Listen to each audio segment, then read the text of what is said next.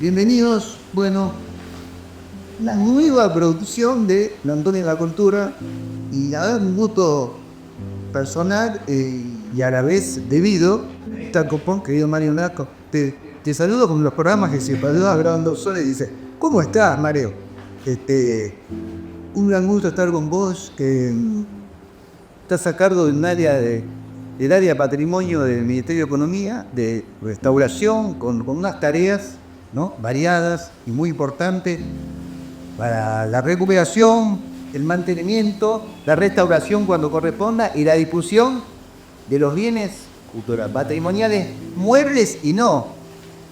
Bueno, es todo mobiliario y obras de arte, también hay otras cosas Así es. que son casi edilicias, bueno. Y te iba a preguntar, quiero aprovechar para mencionar que un poquito de Antonio que está propiciando toda esta cuestión cultural de contenidos y cuestiones que no se hablan casi a diario, y que cumple eso del cincuentenario. Estamos en el año del cincuentenario. El 16 de marzo se cumple 50 años de la fundación de Antonio, que es una empresa de servicios inmobiliarios con una trayectoria y que no es casual que le apueste a la cultura porque es un lugar tradicional, ¿no?, con toda una estética y una cuestión. Ahí hay flores naturales, hay muebles valiosos, mobiliario. Es como esa tradición que da seguridad, que da confianza y que nos gusta a todos, en definitiva. Que tiene valor en sí mismo. Que tiene un valor en sí mismo y que también te diga, pues, a estas cuestiones de lo estético, de lo ético, que son las más importantes para que el mundo, como decía Juarros, son enclaves casi heroicos, ¿no? Que todavía sostienen al mundo. El arte, lo que veníamos a hablar tras el ascensor, tu compañero de trabajo que nos contaba el edificio con mucho apasionamiento. Hay una parte del arte que parecería ociosa, parecería como una cuestión de, ¿no?, como decía Caparrós, de mandarines ociosos en algún momento. Y es fundamental para la vida cotidiana, tan fundamental como la economía, como la medicina, como la salud, porque también la salud vamos a lo que dice Manita los jugadores. Un gusto estar con vos. Contanos si querés, y si no querés también, pues ya está medio parado. Es obvio que vamos a empezar por este edificio que es Emblemático. sí, maravilloso, y además tiene una historia. Estamos frente a la Plaza de Mayo, no sé, está ligado a tantas. Yo en principio agradecerte que estén acá porque es fundamental para nosotros el tema de la visibilización, la difusión, sobre todo, bueno, a través del cincuentenario de Antonio, que tenga este valor agregado de lo que es la cultura y sobre todo el tema del patrimonio cultural. Que digo el tema del patrimonio cultural, ¿por qué? Porque para nosotros es vital y visceral dentro de la cadena de patrimonio y de este edificio el trabajo de la difusión y la comunicación. Es clave, porque siempre sostenemos en el motivo que no se puede cuidar lo que no se conoce. Entonces, es realmente importantísimo el trabajo que hacen los medios de comunicación en este aspecto. Volviendo un poquito a lo que me decías en un comienzo, y ya te agradezco la palabra, el tema de la historia del edificio, un edificio muy emblemático que fue declarado Monumento Histórico Nacional en el año 2018, por una resolución que era 1012. ¿Pero por qué es declarado Monumento Histórico Nacional este edificio? Justamente por toda la arquitectura que envuelve a este edificio, creado en el año 1937, comienzan las primeras obras, y tiene tanto valor histórico no desde el punto de vista de su composición, sino de sus antecedentes históricos. ¿Por qué? Porque el edificio está creado donde estaba antiguamente la aduana Taylor, ¿sí? El despacho de la aduana Taylor estaba situado en este lugar. Antonio Pibernat, que fue el primer director de obras públicas de la Nación, le encargan para el año 37 diseñar un edificio que albergara todas las oficinas económicas. ¿Por qué? Porque en la década del 30, 40, el Estado Nacional había delegado la responsabilidad de tratar de concentrar todas las tareas que eran afines.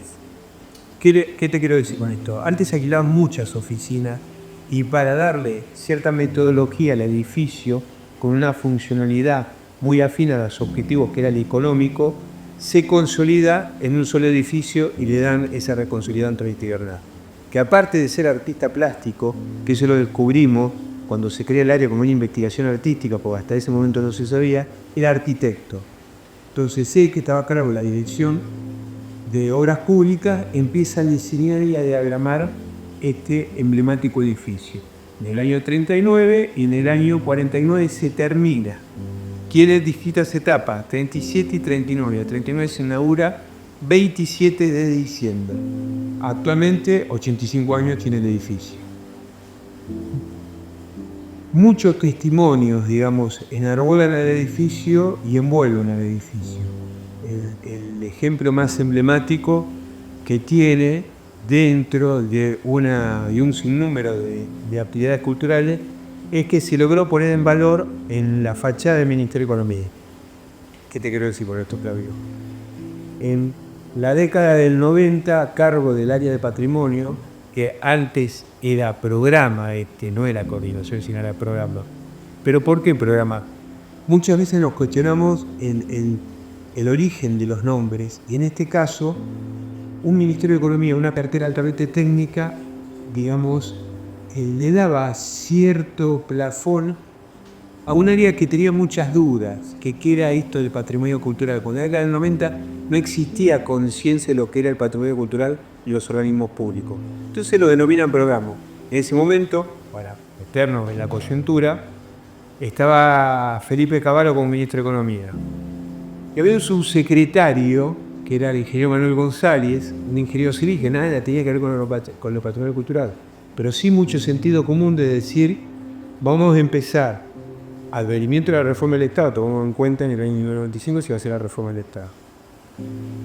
Esto era año 90, 5 años antes. Del Ministerio de Economía dependían 66 organismos. Vos tenés idea de 66 organismos.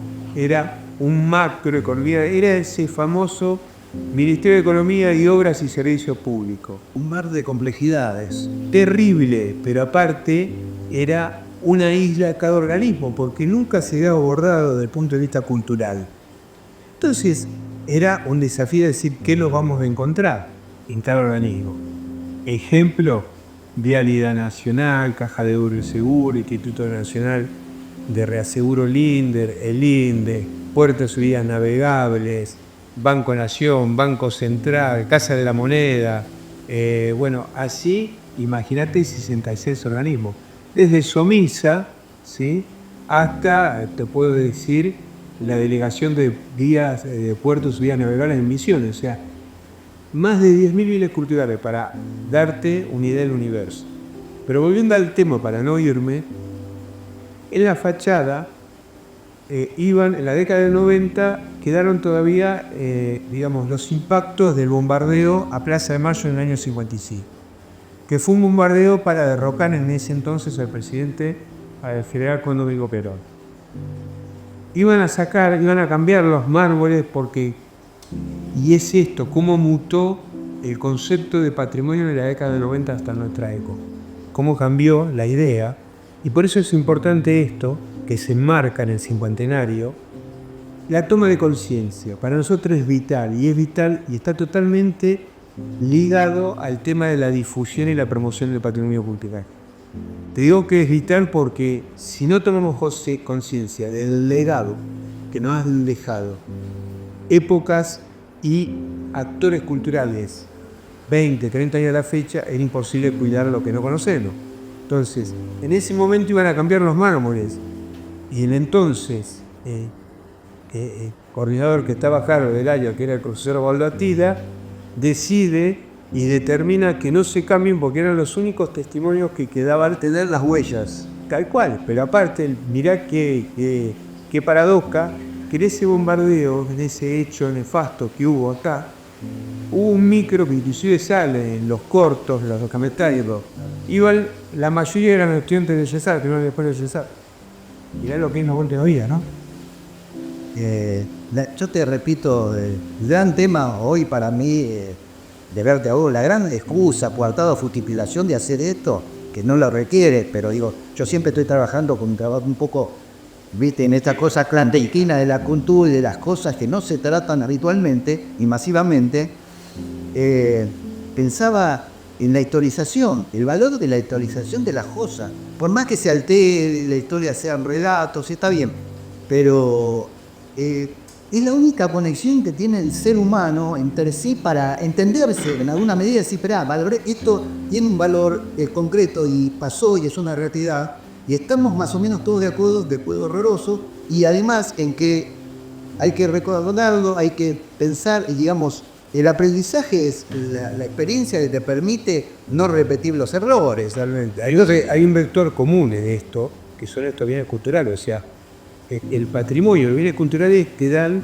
no solamente te remiten a la historia, sino le dan perpetuidad a la memoria, ¿sí? Es esta dichosa toma de conciencia. Claro, por eso digo, pero el otro, el que está fuera de esto, no tiene por qué estar involucrado en las cuestiones culturales o en las profundas cuestiones sociales, microeconómicas, políticas, arqueológicas, el hombre corriente, que tiene una formación media o que no tiene, quiere que sea receptor de todo esto, para que él no lo entienda como algo también fundamental para su vida. Estamos de acuerdo, ¿Entendés? pero ahí el problema no son ellos, los problemas son los actores Lógico, pero digo, por eso digo la importancia de poder historizar, recuperar y mostrar y difundir las cosas que son valiosas para una comunidad, ni digo sociedad, para una comunidad, que el factores comunes que son nuestros edificios, nuestros lugares, nuestros personajes, la figura, toda la historia que hay la está remando no solamente acá en Cava, sino en todo el país. O sea, imaginemos ciudades, provincias, municipios, pueblos, o sea, te puedo hablar de infinidad de minutos de las distintas experiencias que tuvimos en Tandil con la cadena de palacios que hay y de castillos, que era la colección Santa Marina. Bueno, allí en distintos lugares. El Museo de Cielo Abierto en el Chaco, el tema del patrimonio misionero en Misiones, o sea, hay infinidades, pero lo importante es ir tomando conciencia y abocándonos cuáles son las tareas mínimas, en mi caso como funcionario público que tengo la obligación, y en segundo lugar como actores culturales nosotros tenemos la obligación de difundir y comunicar cuáles son las acciones precisas y las normas para que se conserve el patrimonio cultural. Es lo que de cierta manera, en forma muy micro, realizamos acá dentro del Ministerio de Economía. Tomad en cuenta que nosotros llevamos más de 30 años defendiendo y cuidando el patrimonio cultural. Hemos recuperado más de 10.000 bienes culturales desde Ushuaia a La Quiaca, porque no es solamente acá en Buenos Aires. Antes, cuando yo tengo que hablar de estos organismos públicos, había organismos que había que ir a registrar e inventariar a Misiones y Ushuaia. Así hubo casos como hitos culturales, como la recuperación de la máscara mortuoria Benito Miquel Martín, la puesta en valor y la recuperación de la escultura, que es una talla en madera del siglo XV, que es un San Nicolás de Bari, que para otro programa te diría. ¿Por qué? Porque cómo ingresan bienes culturales en la época del nazismo a nuestro país, la famosa ruta del nazismo de los bienes culturales en nuestro país. Hay bibliografía, hay documentales, todo. Bueno, esa escultura aparece de la nada cuando se reforma el Estado y resulta que después, en la investigación que hacemos, descubrimos que lo trae la empresa Siemens, la empresa alemana, en nuestro país, y que se la dona a la central hidroeléctrica de San Nicolás de los Arroyos. Sacando esas dos, Claudio, tenemos desde peritajes, actuamos como gente de peritaje de bienes culturales. ¿Qué te quiero decir con esto y qué te quiero mostrar? Hay todo un mundo, no solamente de bienes culturales, sino todo un mercado de lo que hace el arte. Por eso es muy loco lo que te voy a contar. En el 2012 se hace la primera muestra, escuché lo que te voy a decir, la primera muestra de arte falso. Los galeristas de arte hacían fila para... Se anuncia como muestra, pero pará, muestra de arte falso. De ese momento los galeristas hacían fila para putearle. Ahora vamos a hacer una muestra de arte falso. Justamente para que se tome conciencia que hay un mercado negro y de cuáles son las medidas de seguridad que hay que tomar para que las obras no entren al mercado negro. Esto tomó tal repercusión y era la primera vez que se hacía en toda Latinoamérica que no tenemos conciencia nosotros. Y es, ¿por qué no tenemos conciencia? Porque es la vorágine del día a día nuestra.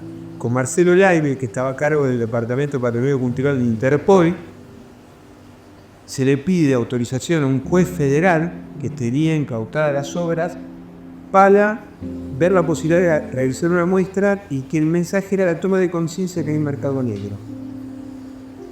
Dicho esto, se realiza la muestra con tal éxito que empieza a salir no solamente en los medios de comunicación nacional, sino internacional, de España, Uruguay, y es muy cómico.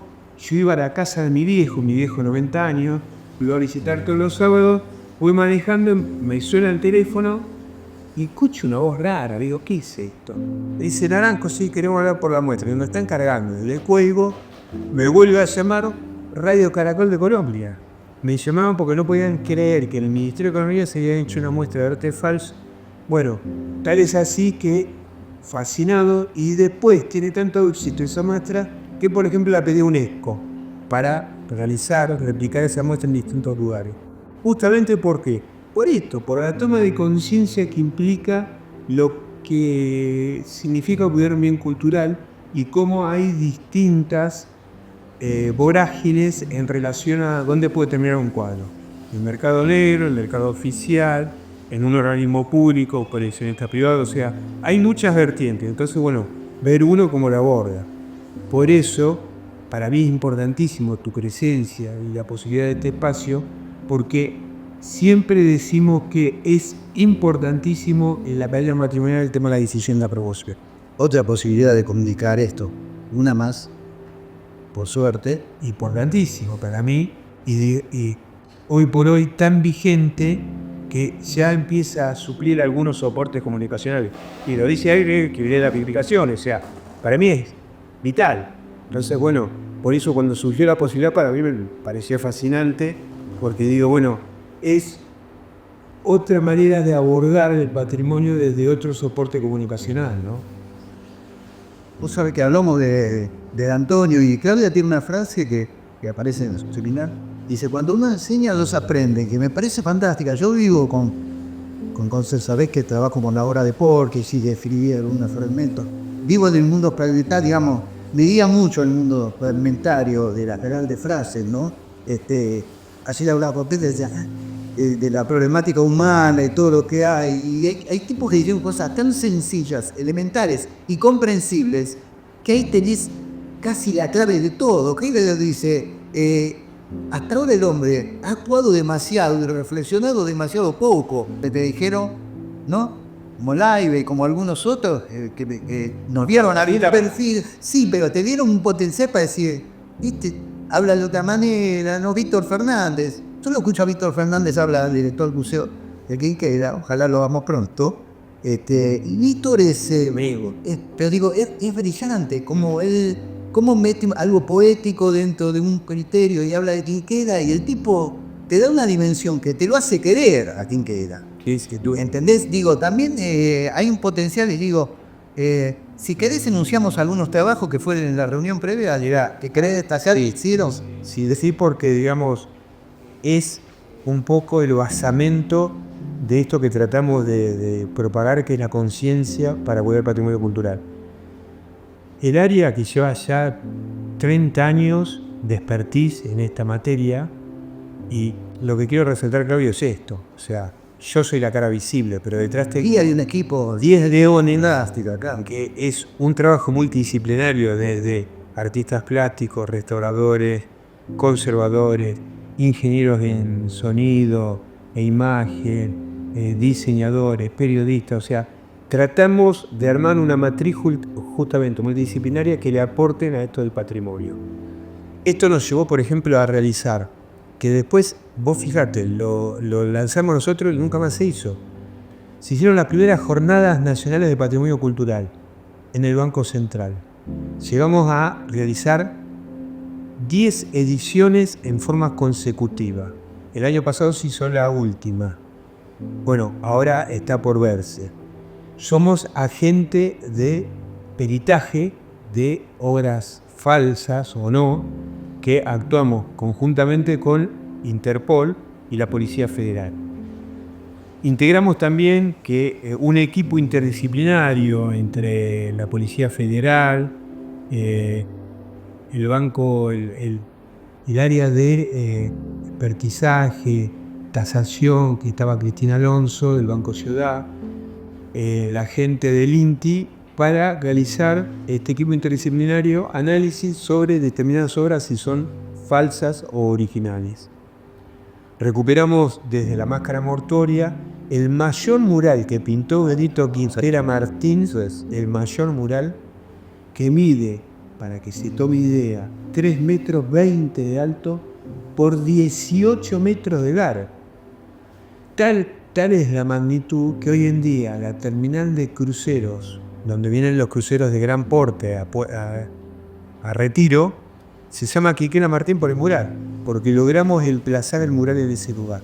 Contá rápidamente, que anoche estaba viendo el video de cómo el mural se trasladó. Un mural que se traslada es raro. Pero aparte, digamos, es como que es un antes y un después el Ministerio de Economía de ese mural. El mural, cuando se va a realizar la reforma en el año 95, se privatiza el puerto y se le da la concesión a un privado. La cuestión que en ese momento Fanny Mandelbaum, periodista de Canal 11, el noticiero Telefe, sale en el noticiero diciendo que se robaron el mayor mural de Benito Quintero Martín que pertenecía al Ministerio de Economía. Cavallo como ministro de Economía, Atila como responsable de esta coordinación.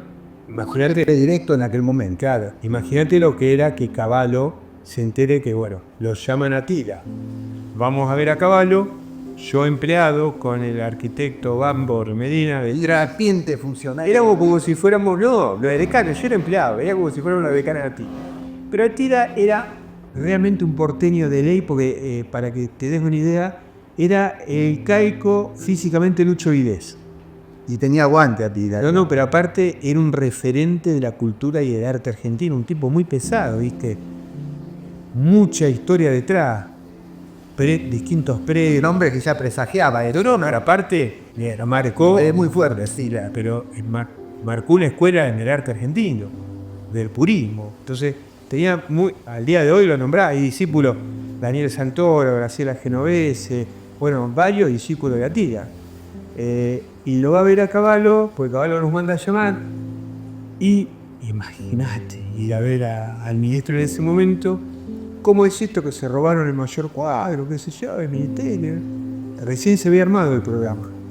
Y Atila, muy suelto de cuerpo, le dice al ministro, mire, ¿usted es el número 1 de Economía?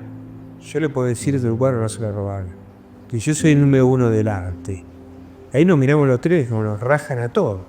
Y no, era dicho, meter un cuadro de esa naturaleza, de esa magnitud del mercado negro, lleva días o meses. Entonces, bueno, vamos a recorrer todo el puerto, A Dársena. no solamente nosotros tres, sino se lleva al comisario, acá hay una comisaria del Ministerio de Economía, y un escribano para agarrar las actas. Cualquiera muy tranquilo nos decía, el cuadro tiene que estar, es imposible que esté. Bueno, empezamos a recorrer. Cuadro mural, recordemos, porque es medio confuso es un mural. Un mural de 8, es un aglomerado de 3,20 por 18 compuesto por 8 parques. Claro, tenía un formato cuadro porque no estaba enlazado en la pared. Era un mural y que en el medio tenía una arcada porque justamente estaba diseñado, mirá lo que era Quintero Martín, para los empleados del corredor del puerto de Buenos Aires. Y lo que le faltaba en el medio era justamente la abertura donde iba el pasaplatos de la cocina. Calculó, y tú hiciste al mirar, está la foto.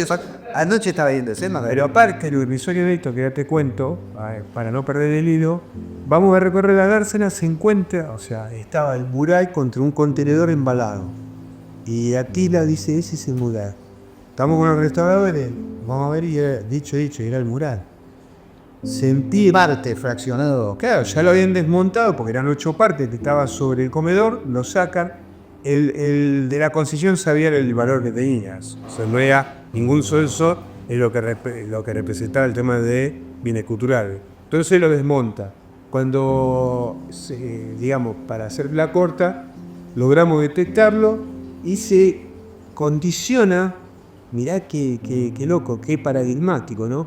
Se condiciona el Ministerio de Economía para traer la obra de Quinquela y se restaura íntegramente. Trasladar eso, sí. No, pero aparte con Cavallo, que acondicione un piso del Ministerio de Economía para que sea restaurado íntegramente acá, y una vez que nos lleva casi un año y pico, Quinquela tiene un gran problema cuando pinta, que pintado sobre distintos soportes, la mayoría era celotex, que es aglomerado, enchapado, que con el tema de siempre a la vera del río, trabaja con el salitre y se empieza a perder la capa pictónica. Entonces hay que fijar con químicos, emulsión, solventes, sobre todo adhesivos para que no se descascade. Entonces acá hubo un trabajo de 1 año y medio. Una vez que se termina el mural, se emplaza en la antigua terminal de cruceros y hoy en día está ahí emplazada en la nueva terminal de cruceros. Y a este faltante, lo de color, me acuerdo que llegaban los turistas y se preguntaron quién se habían robado la parte del medio del mural. Y ahí es donde el protagonismo de la comunicación es visceral. Si hay un ilustrador que explique cómo era con una foto, los turistas no van a preguntar más quién se robó la parte. Entonces, bueno, ¿por qué? Y esto tiene mucho que ver también con el área, porque yo que venía del periodismo veía que el tema comunicacional era vital. Por eso ahora todos los bienes que están en el edificio tienen un nomenclador donde explica el autor, la ficha técnica y el año. No se sabía.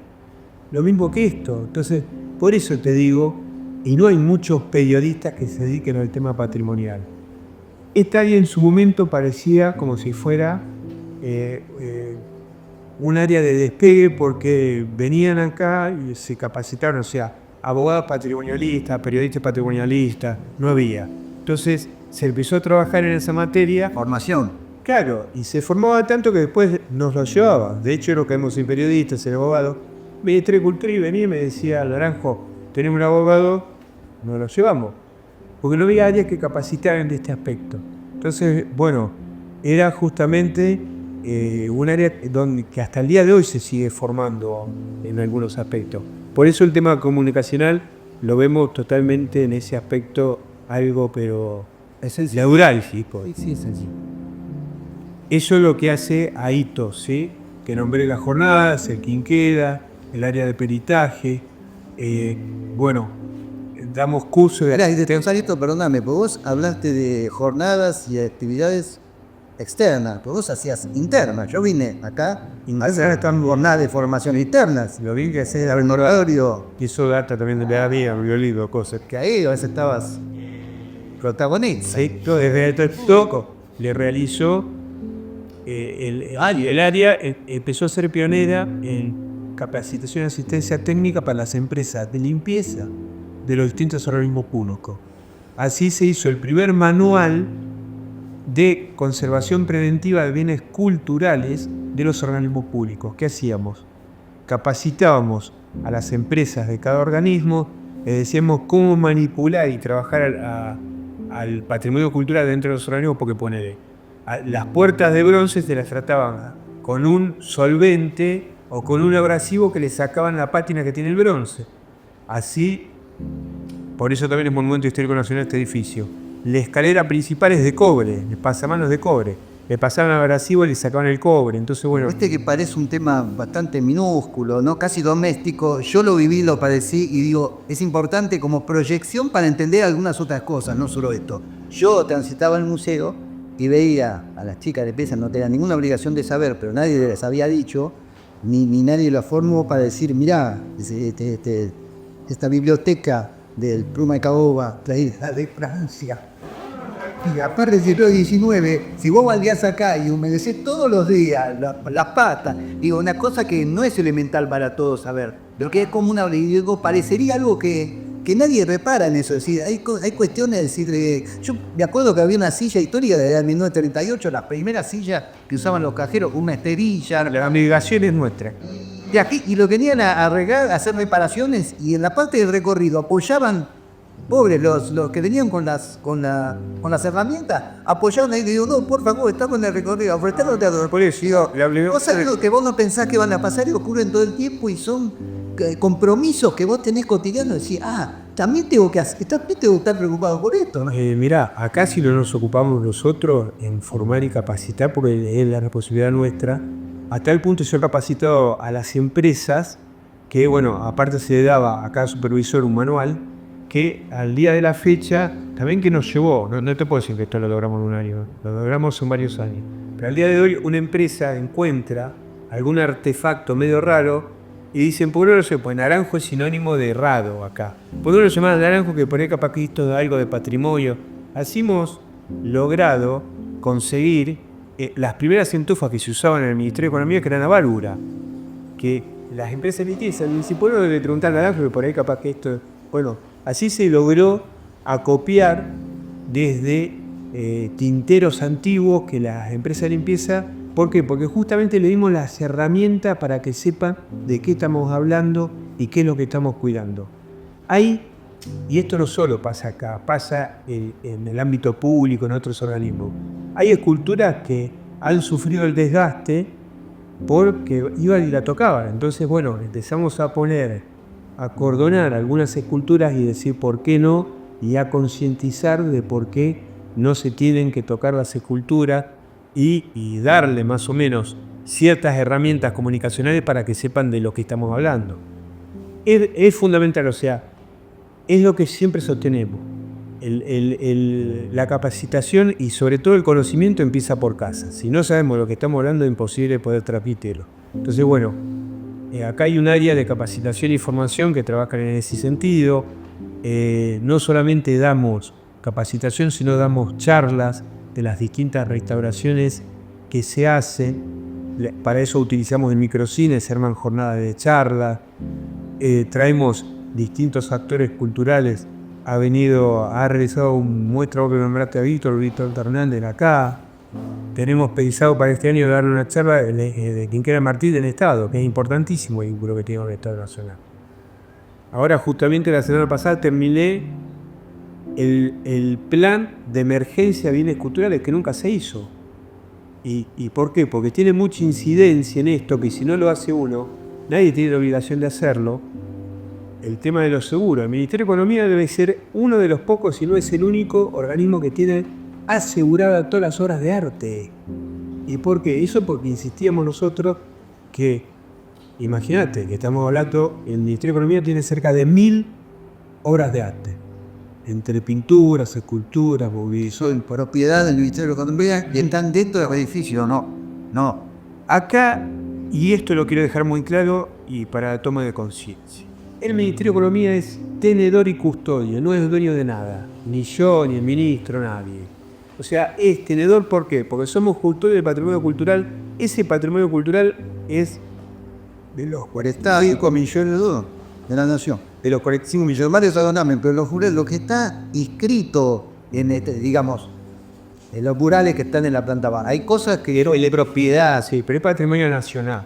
Al ser patrimonio nacional, tienen el derecho de poder observarlo, también de intervenir en el cuidado toda la sociedad. Y más que de propiedad, lo de localización, ¿no? Por ejemplo, el famoso cuadro que yo lo llegué a ver, lo llegué a ver, el restaurante, las galas de Perón y Evita, que eso está en Presidencia de la Nación.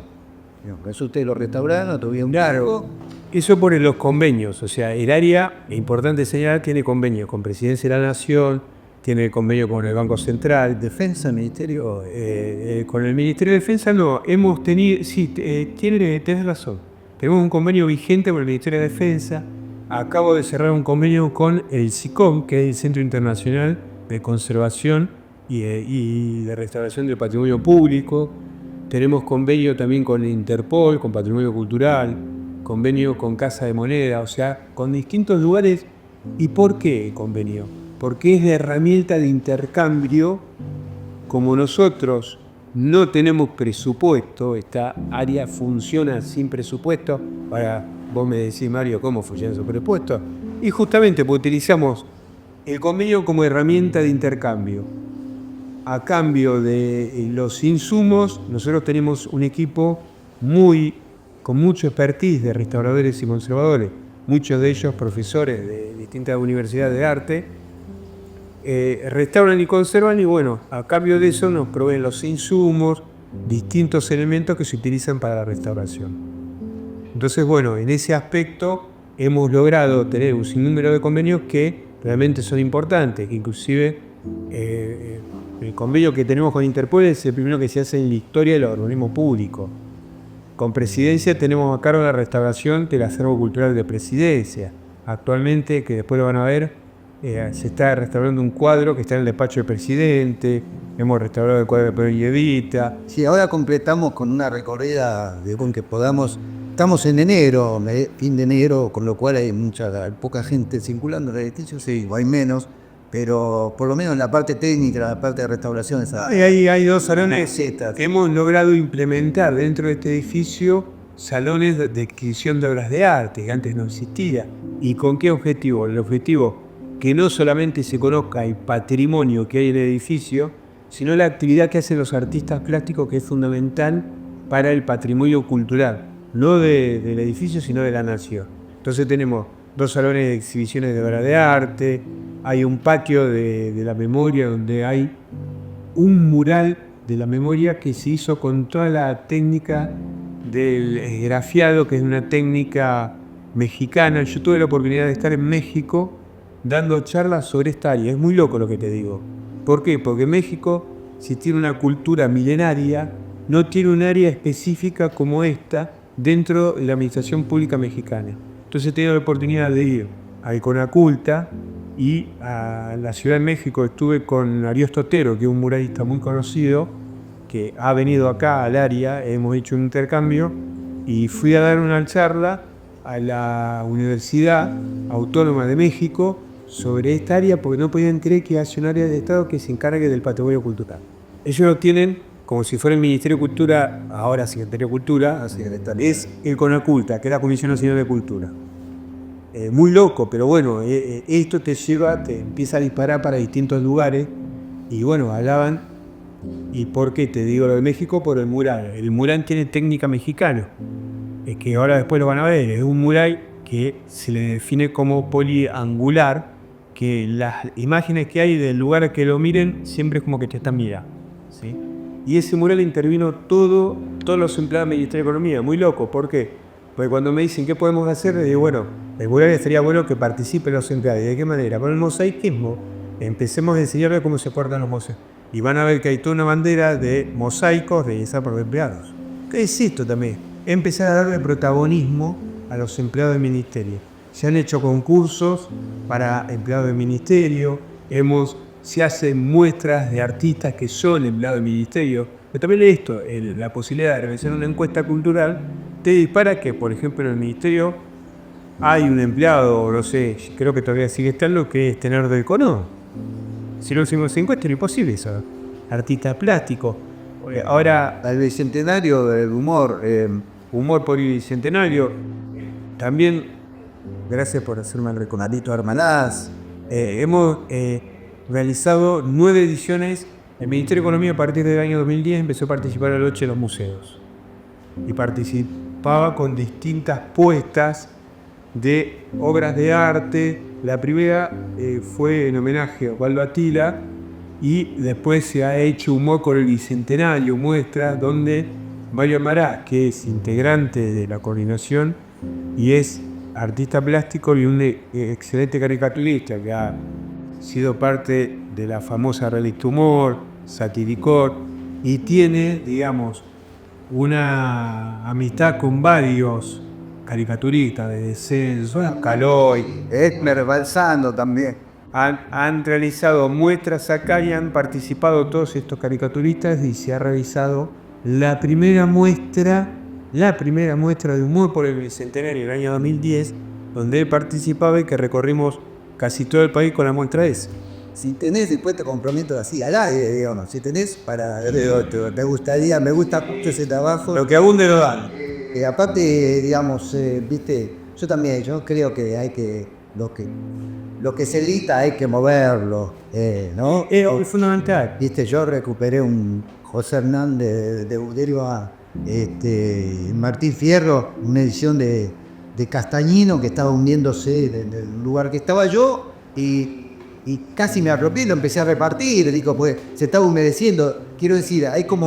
Pero hay gente que tiene el compromiso inverso de decir, no, esto no lo demos porque... Y después, digamos, se pierde, ¿no? Por eso, mira, yo... Pero eso es casi instintivo en la gente, ¿viste? El tema de que quede en algún lado registrado. Esto me llevó después de estos 30 años a publicar, o sea, tengo para publicar un libro de todas estas historias que inclusive la semana pasada me llama una periodista de Clarín, ella sacó un libro que se llama hace un poco Los traidores de la patria, ¿sí? Que ahora va a dar charlas en España. Una anécdota enorme de eso, ¿no? Bueno, donde salimos nosotros, que me lo manda un fiscal, Pablo Basipi, diciendo, mira, salieron ustedes porque toca y aborda el tema de la máscara morder Veleta Cultural. Sí, bueno. Y lo nombra como, bueno, gente de peritaje y todo eso. ¿A qué voy a esto? Lo pudo cristalizar. Bueno, yo justamente, digo, esto llamó a la solidaridad. Quien me quiera publicar el libro, está todo para ser publicado el libro de toda la historia del patrimonio cultural y los organismos públicos nacionales. Tenemos pendiente un trabajo en que yo participé con un capítulo. Bueno, ese, bien, ya lo había. No lo había olvidado y lo tenía. Pero digo, vamos a editar en el momento, cuando aparte yo sigo creyendo... Prólogo galesco. Ahí está el prólogo que yo había leído, sí, está en uno de los... Pero bueno, hay mucha actividad, hay mucho por recorrer, hay mucho por conocer, digamos. No te quiero atosigar, pero da para muchísimo. Ya estoy atosigado. Cada acción, digamos, remite. Dime si mi dedo es muy aparato, muy vaso. muy audio todo esto. Lo del escultor de San Nicolás de Bari me hace acordar una película de Misandrini, porque tuvo tanto vericueto que realmente es como para otro programa, ¿no? Vamos a recordar, a ver que completamos con Visual Nerd